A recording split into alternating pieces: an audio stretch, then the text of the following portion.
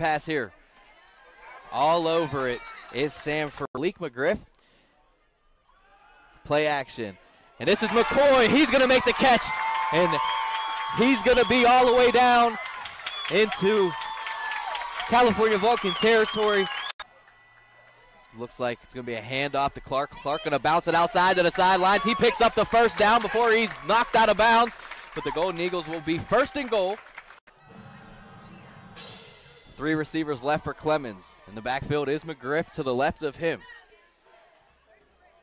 Going to be a handoff to McGriff. McGriff going to get it almost gets into the end zone, but it looks like he might have been down. He lost the ball. Golden Eagles, and how about this as a welcome back for Malik Mcgriff. Going to hand it off to McGriff, and he's going to get in. Welcome back to the ball game and the lineup, Malik Mcgriff. As he takes the snap here from the left hash. Gus Schmidt looks like he's going to blitz off the end, and that is a great defensive play call by the Clarion defensive coordinator. They blitz Schmidt off the edge, and Brown ran right into the blitz. In the open field. One more time. That's going to be a RPO. Good evening and welcome to another edition of the Chris Weibel Coaches Show here at Clarion University and Clarion River Brewing. I'm Sean Fagan, joined by Clarion head football coach Chris Weibel. Coach, your team is coming off of a homecoming loss to California, 41-27 against the Vulcans. Right. And the first thing we'll say about that game is you talk about the Vulcans. Last week when we were here in this show, we said that is no pop gun offense. That's an offense that can put some points up on the board, and they can do it a variety of ways, and that's what we saw. We did. We obviously knew they had a strong running attack, and their quarterback is a true freshman, but he does a lot of great things, and he knows where his checkdowns are, and if you can't get to him fast, he's going to make something happen. And they're potent, they're powerful. Yeah, give credit where it's due, especially when I look at that quarterback, Noah Mitchell. He was a guy that, you've rattled a lot of quarterbacks this year, and that was a guy that you couldn't quite find a way to really shake up back there in the pocket. Right. He seemed like he was very poised. He was. Earlier, the first drive, the first quarter, I think we hit him good, hurt him a little bit, but he didn't show too much of it, and it didn't bother him. It didn't affect him, and we didn't get a lot of hits on him.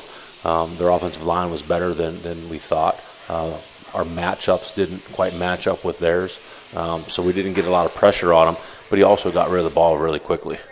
And Cal kind of turned the tables on you. You're a team that has feasted on opposing offenses' mistakes and turned them into points on your own.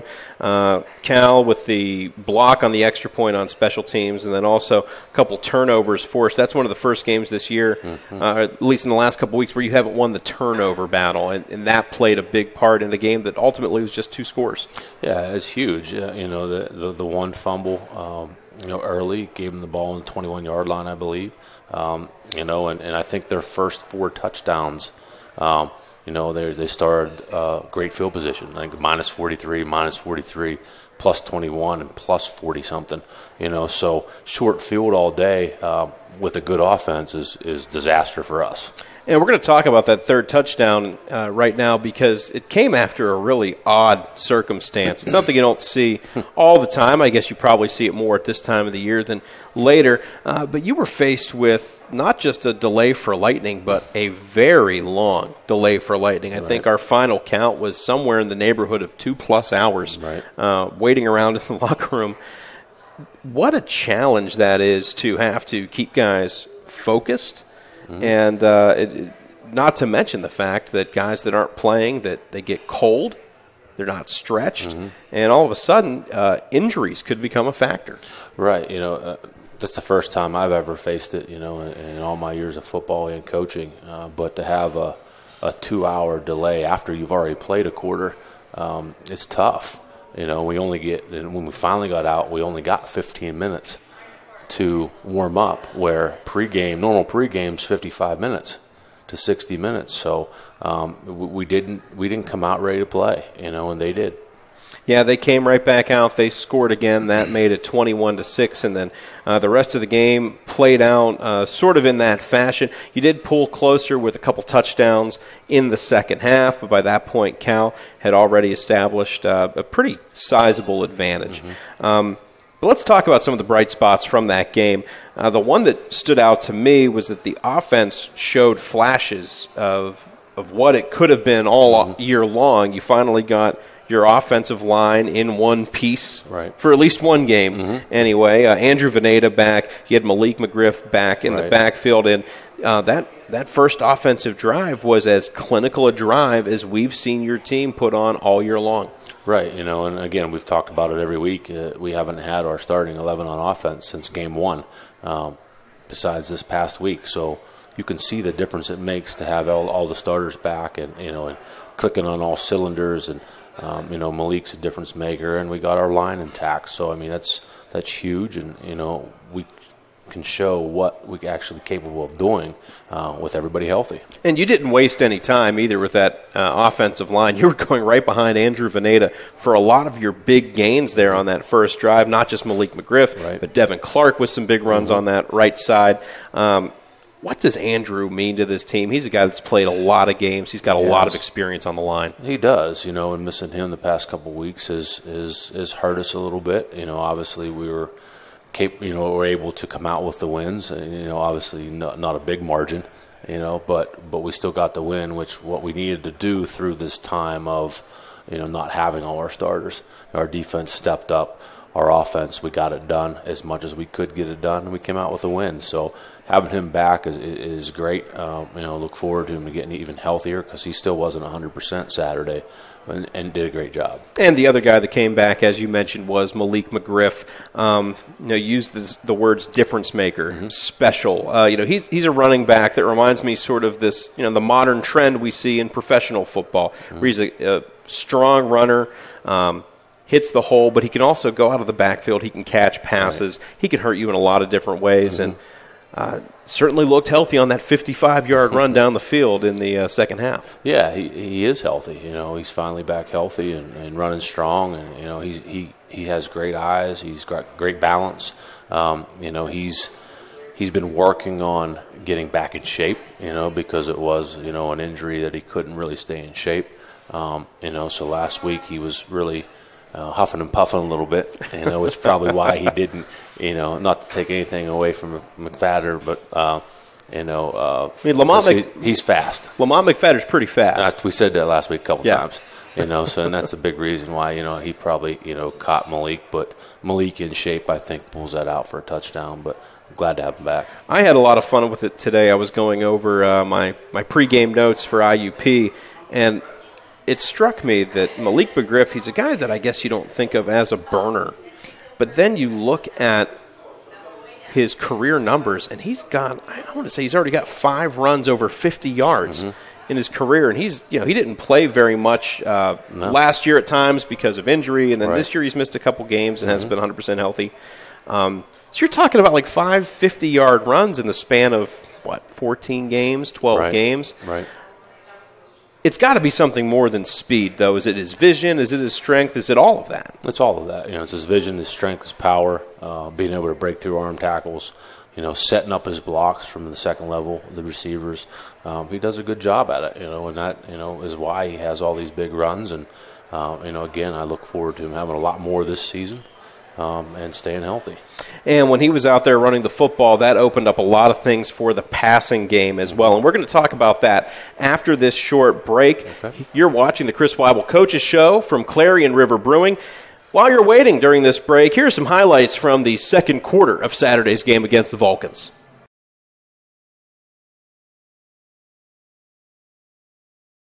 Handoff to Mcgriff. Mcgriff finds some running room around the left edge, and he's going to be pushed out of bounds at about the 43-yard line. 3rd and 16, Clemens from the shotgun, 4-receiver set. He's going to take a 3-step drop, look left, step up in the pocket. Air one out for Jackson. Jackson's going to have the catch at the 30-yard line, and that's a Golden Eagles first down. More than likely, this ball is going to Brown. He's just going to follow the big boys up front.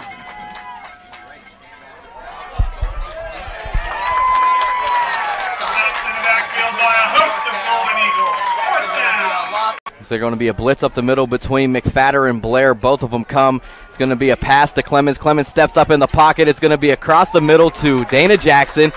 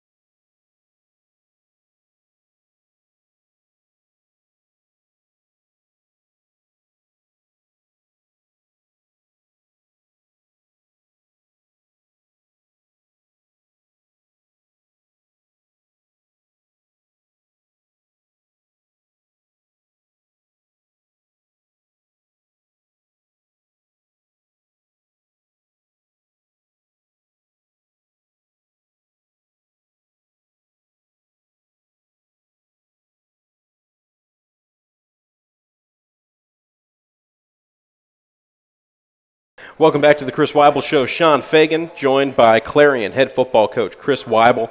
Coach, before that break, we talked about how the running game opened things up for the passing game against Cal. And when you talk about that, you got to talk about Jeff Clemens. He had his second straight start. He set a career high in passing for the second straight week, 282 yards. He had 2 passing touchdowns. Earlier this year, we saw sort of that rotation with Javonte Seard. Obviously, some different circumstances have occurred over the course of the year that's put one guy in, maybe when the other guy, had to come out. Right. But when we talk about Jeff, let's keep it right on him. How has he started to figure this out over the course of the year? Yeah, I think it's just, not putting too much pressure on himself. I think that's what happened earlier in the year. And I've talked to him the past couple weeks pregame. It's just to have fun. Trust your reads, follow your reads. If you make a mistake, you make a mistake. We'll live for another play, and I think he's relaxed a little bit is why he's playing better. So he's doing a good job. Still need to be more consistent because, he'll look like, he'll throw 4 for 4, for so many yards and a touchdown and then come out and be, 1 for 6, and, an interception. So he needs to be more consistent. But again, he just needs to relax, have fun, and do what he knows and knows what to do. And if he makes a mistake, he makes a mistake. So.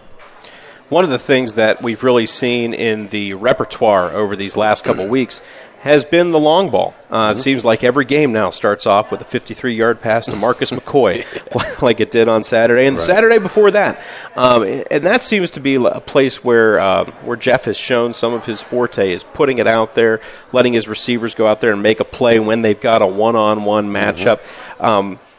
Seems to me where we want to see more out of him is sort of that intermediate game, making those reads and making those rhythm throws. Yeah, you can't throw deep all the time, and you can't run all the time. So you have to be able to make some intermediate throws and, some 5-yard to 15-yard routes, and, whether they're in routes, curl routes, crossing routes, you name it, comeback routes. But we need to be able to make those, on time, consistently, and that's just going to help our run game, our deep ball game as well, You can't just run and throw deep.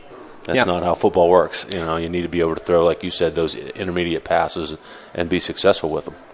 All right, now that we've talked about that, let's talk about throwing the ball deep. Okay, Dana Jackson goes out and catches everything that somebody throws deep to him, or at least that's what it seems like. He had the first 100-yard receiving game for any Clarion player this year. Right. He had the longest play from scrimmage, a 68-yard touchdown pass. There's the old saying that once is lucky, twice is a coincidence, three is a trend. This is 3 straight games where Dana Jackson has scored from more than 30 yards out. Seems like he's a bona fide receiving threat now. We can say that now.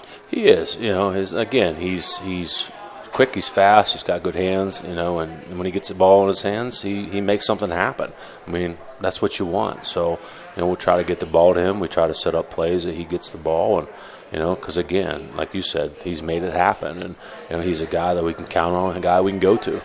It's not just like your fly route either. We've seen him make a guy miss and get some yards after the catch because of his elusiveness as well. So not really a one-trick pony when it comes to getting those yards. Right. No, I mean, he can catch a short one, like you said, make somebody miss, or he can run by you and catch it, on the run and outrun you. So again, he's done a great job. He's gotten so much better, as the weeks go on, and I think it comes from his more understanding of the offense and his practice attitude and his practice effort, which carries over to Saturday. Let's take a look at the defense now, and the first guy you have to mention, I don't know how you could leave him off. Lane Skundrich, was he snorting gunpowder before Saturday's game? He might have been. Who knows? Because he was all over the field. 17 tackles. Every play. He was in on every play. And that, by the way, in case you were wondering, is the second most tackles in a single game for the Golden Eagles since 1999. Wow. He tied Nick Sipes, who also had 17 against. I think he also had 17 against Cal. Probably. Back in 2010. So, Lane, we've talked about him in so many different facets as being a leader, being a physical guy. Alec Heldreth said earlier this year that Lane is the most physical player he's ever played with. He is, and again, he goes out every day. He's what you talk about as a coach, as far as if you want to be great, you got to be great every day. And you have to practice every rep like it's a Saturday rep, it's a game rep, and don't take a play off. He's that kind of player. He's that kind of athlete.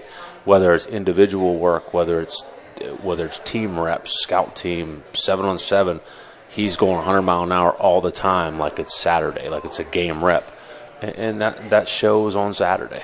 It's what he does during the week, which contributes to his success on Saturdays. And you've obviously seen him for his entire career here at Clarion. What do you think motivates him like that? Does he have a chip on his shoulder from maybe the recruitment process? Is he just a guy that's just wired like that? What's he like underneath the helmet? I think he's just wired like that. He loves hitting. He loves football. He loves the game. And I think again, he wants to hit anybody. And I'm just glad he's not hitting our guys. You know what I mean? Yeah. But it's just his effort, his wanting to be great.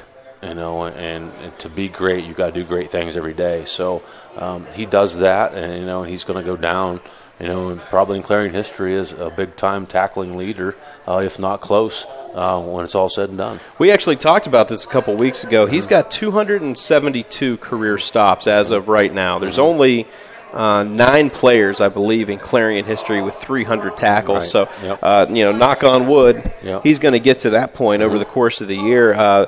The leader, I believe, I think it's Kevin Ewing off the top of my head. And then one of your teammates, Kim Niebala, he's second. He's second, yeah. So, sometimes you might be tempted to look at these total tackle numbers and say that, maybe they funnel things to certain guys or whatever. But at the end of the day, you've got to have the talent to make that stop. And guys like Kevin Ewing and Kim and Lane Skundrich, they're guys that they have to get to their spot. There's no such thing as scheming towards them all the time. No, and you got to play within the scheme. Kind of what you're saying is you got to make sure you're filling your gap. You got to make sure you're paying attention to how an offense is trying to attack you. And he's really good at that, as well as those other guys you mentioned. Personally, I know they're very good at that. Just being a smart football player. And again, it goes back to loving the game and studying the game and studying offenses, and just loving to hit people. And all of that stuff sometimes can overcome maybe those physical limitations. If you have a smart player, somebody who knows how to get to, not that Lane is physically limited. He has arms like that beer bottle right there. He does. He's very strong. He moves very well. It's linemen he has a great dip technique, which linemen are really hard to block him. So, he's just not the 6'3" linebacker that everybody wants, but I'd take a Lane over one of those guys any day. Sure. We're going to take one more break. When we come back, we're going to look ahead to IUP, and also we're going to talk about something very special that was announced at Clarion on Saturday during the football game. In the meantime, why don't you take a look at these highlights from the second half of our game against California. You're watching the Chris Weibel Coaches Show from Clarion River Brewing. Sidecar to the left of Clemens is McGriff. They're going to send Dana Jackson in motion. It's going to be a fake handoff. It's going to be a handoff to McGriff. McGriff going to scat through the line, pick up the first down, and much more. McGriff is off to the races, and it doesn't get anyone. Malik Mcgriff all the way down to the 4-yard line before he's tracked down by the third line of the California Vulcan defense. Was it Kelsey subbed out for McNair? Going to be a handoff, and powering his way into the goal, into the end zone is Malik Mcgriff. And how about this as a welcome back game? All the points on the back of number 33, Malik Mcgriff. That's the under center. Clemens takes the snap, 3-step drop. He looks left, then looks across the middle of the field to Jackson. Jackson makes the catch. He loses his defender, and he's off to the races. Jackson to the 30, the 20, the 10. Jackson will find the end zone, and Dana Jackson scores a Golden Eagle touchdown, making it 41-20 with just 6:43 left in the fourth quarter.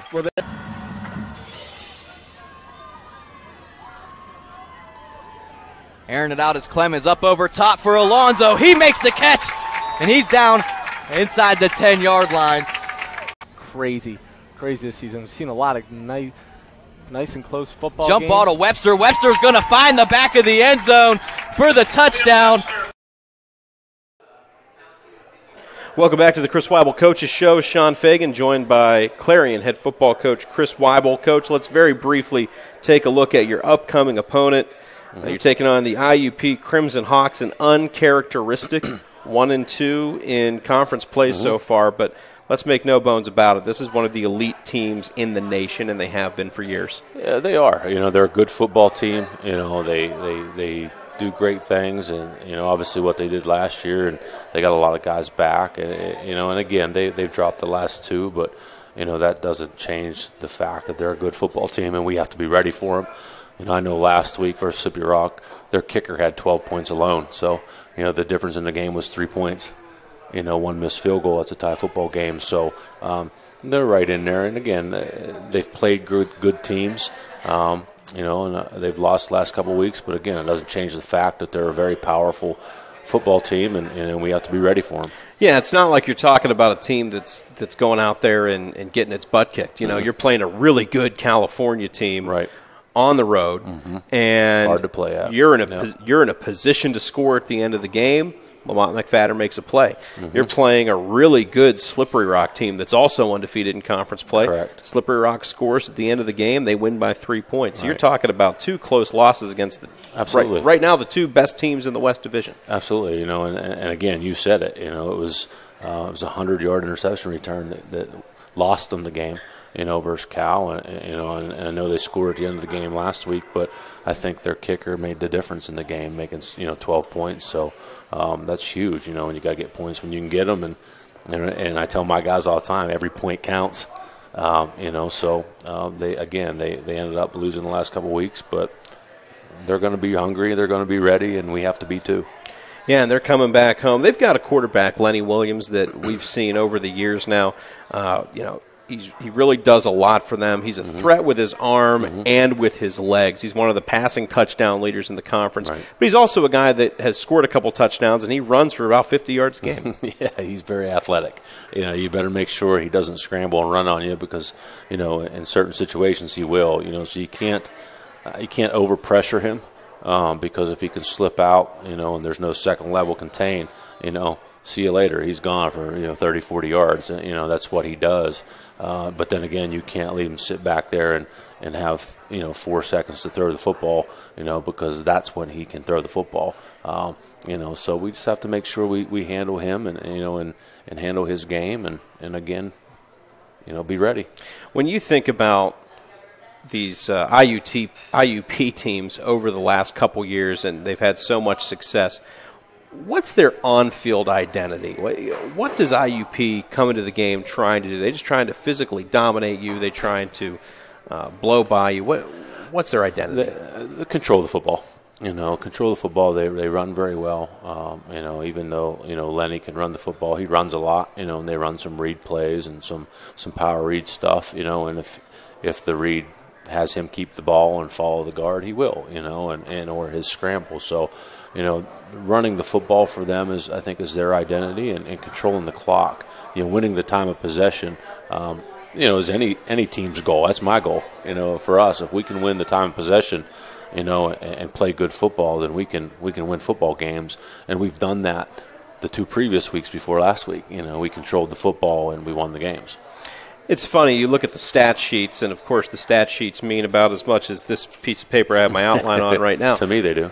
But when you look at how the two teams compare, at least so far this year, you see a lot of similarities as far as time of possession. You see similarities in rushing offense, rushing defense. Both teams are going out there trying to stop the run first and foremost. Teams that want to establish control of the clock. Is that maybe a conscious decision to maybe emulate the way they play, or is it simply just that's what good teams do? Well, that's what I do. That's what I want to do. I know that is control the football, and I think every second off the clock counts. So that's why I'll run the clock down before I call a timeout in certain situations. Because 1 second can lose you a football game. So you have to be always conscious of time on the clock, timeouts. How the game's going, where the ball's at on the field, everything, but it is, control the clock. You can control the game. We can control the clock on offense. We can keep the defense fresher, which they'll be more dominant. So, to me, controlling the clock wins you football games, and I think you can say that for most of the good teams in the league. And we're certainly looking forward to that game coming up on Saturday. But before we sign off tonight, Coach, there was a big announcement at between the first and second quarters, right before the lightning delay. Absolutely. In fact, Clarion University, Dr. Dale Elizabeth Pearson announcing the Golden Eagles Rising campaign, an athletics fundraising campaign that is designed to bolster the athletic programs at Clarion in all facets, facilities, scholarships, across the board. When you see that kind of commitment coming from the university and the president, it's got to put a warm feeling in your heart knowing that you're being taken care of. It does, and I'm excited about it. There's a lot of people excited about it, and now the question is, how fast is this going to happen? And I know it's going to take some time, but I'm glad to have a president that that understands the importance of athletics and the money that needs to be raised for athletics and the facilities we need to have to put us back in the conference, where we need to be, so we can be successful year in, year out. And not just every 3 or 4 years, if you stay healthy. So I'm excited about Dr. Dale and what she's doing, and Wendy Snodgrass, the athletic director, and they've worked closely with, this campaign and the foundation as well, to create this and get it rolling. The announcement of it is so exciting. Again, I can't wait till, we start seeing the effects of it, and having the alumni support from it. Now, looking in the pamphlet that they handed out, there were a lot of opportunities for naming rights. What piece of your stadium would you name if you could, if you had the money, if you could write the check? I mean, I know you're making the big bucks. To name myself? No, you could name it after whoever you'd like. I'd like to name it myself. But well, if you were naming it after yourself, I'm just kidding. If I'm writing a check, I want to name it after myself. Okay, that's fair enough. Okay. But if you could write the check, and like I said, as the Clarion head football coach, people don't know this, but you're a millionaire many times over. So you have the opportunity to cash out here, and you could figure out what you're going to name for somebody. I guess just from a historical perspective, what could you see as being an appropriate monument maybe to somebody in Clarion history or what have you, what would you most like to see given special recognition? Or maybe who would you like to see? Okay, I understand that it has to remain Memorial Stadium, so we would like to obviously name the field, and I think that Coach Al Jacks is a good representative to have that. Sure. That name on that field because of what he's done here and what he's set here in the history of Clarion, and I look up to him, and I hope that my name could be synonymous with his name someday, when I'm done here. But I think it's well deserved, and I think it's going to happen. I can't wait till it does happen. They could probably name the area underneath the bleachers on the far side to me, like the Sean Fagan storage area. Storage unit. Maybe, yeah, I maybe not even have the whole area. Maybe just a unit. See. Yeah. A little fenced-in section. It all depends on how big your check's going to be. Yeah, well, I think that's going for about $50,000. Probably. All right, Coach. Well, hey, thank you very much for joining us this week. Thank you. IUP will be hosting Clarion on Saturday. That's a noon kick at George P. Miller Stadium in Indiana. Mm-hmm. You can listen in on C93 and WKQW on the radio, or you can watch the live video stream. It'll be available on the Clarion Golden Eagle Vision app and the PSAC Network app. Well, I'd like to thank executive producer Jared Sullenberger for taking care of us here tonight with the broadcast. I'd like to thank all the folks at Clarion River Brewing for taking care of us as well. And I'd like to thank you, the viewer, for sitting down and watching us this evening. I'm Sean Fagan with head coach Chris Weibel saying good night, and we'll see you next Wednesday. Screen pass here. All over it is Samford. Malik Mcgriff. Play action. And this is McCoy. He's going to make the catch. And he's going to be all the way down into California Vulcan territory. Looks like it's going to be a handoff to Clark. Clark going to bounce it outside to the sidelines. He picks up the first down before he's knocked out of bounds. But the Golden Eagles will be first and goal. 3 receivers left for Clemens. In the backfield is McGriff to the left of him. Going to be a handoff to McGriff. McGriff going to get it to, almost gets into the end zone, but it looks like he might have been down. He lost the ball. Eagles, and how about this as a welcome back for Malik Mcgriff. Going to hand it off to McGriff, and he's going to get in. Welcome back to the ball game and the lineup, Malik Mcgriff. As he takes the snap here from the left hash. Gus Schmidt looks like he's going to blitz off the end, and that is a great defensive play call by the Clarion defensive coordinator. They blitzed Schmidt off the edge, and Brown ran right into the blitz. In the open field. One more time. And that's going to be a RPO, and it's going to send his receiver Houghton in motion. It's going to be a handoff to McGriff. McGriff finds some running room around the left edge, and he's going to be pushed out of bounds at about the 43-yard line. 3rd and 16, Clemens from the shotgun, 4-receiver set. He's going to take a 3-step drop, look left, step up in the pocket. Air one out for Jackson. Jackson's going to have the catch at the 30-yard line, and that's a Golden Eagles first down.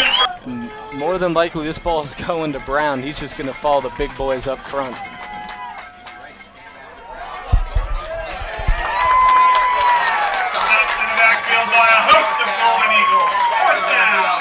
They're going to be a blitz up the middle between McFadder and Blair. Both of them come. It's going to be a pass to Clemens. Clemens steps up in the pocket. It's going to be across the middle to Dana Jackson.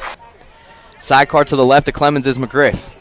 They're going to send Dana Jackson in motion. It's going to be a fake handoff. It's going to be a handoff to McGriff. McGriff going to scat through the line, pick up the first down, and much more. McGriff is off to the races, and it doesn't look like anyone. McGriff all the way down to the 4-yard line before he's tracked down by the 3rd line of the California Vulcan defense. Was it Kelsey subbed out for McNair? Going to be a handoff, and powering his way into the goal, into the end zone is Malik Mcgriff. And how about this as a welcome back game? All the points on the back of number 33, Malik Mcgriff. That's the under center. Clemens takes the snap, 3-step drop. He looks left, then looks across the middle of the field to Jackson. Jackson makes the catch. He loses his defender, and he's off to the races. Jackson to the 30, the 20, the 10. Jackson will find the end zone, and Dana Jackson scores a Golden Eagle touchdown, making it 41-20 with just 6:43 left in the 4th quarter.